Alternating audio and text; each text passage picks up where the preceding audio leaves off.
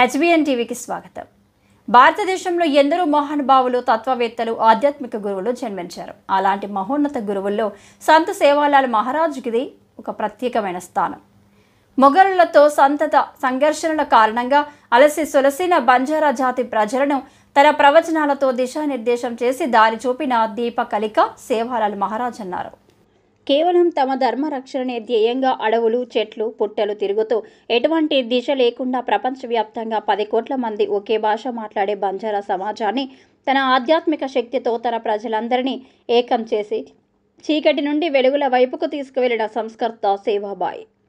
రోమ్లోని రోమా బంజారాల నుండి మొదలుకొని భారత్లోని అన్ని రాష్ట్రాల్లో విస్తరించి ఉన్న తన ప్రజలను ఇక వలసలు వెళ్లకుండా స్థిరనివాసం ఏర్పరచుకొని తండాల స్థిరత్వం ద్వారానే సమాజ అభివృద్ధి జరుగుతుందని బంజారా సమాజ వలసలను నియంత్రించి సమాజాన్ని జాగృతపరిచాడు సేవాలాల్ మహారాజ్.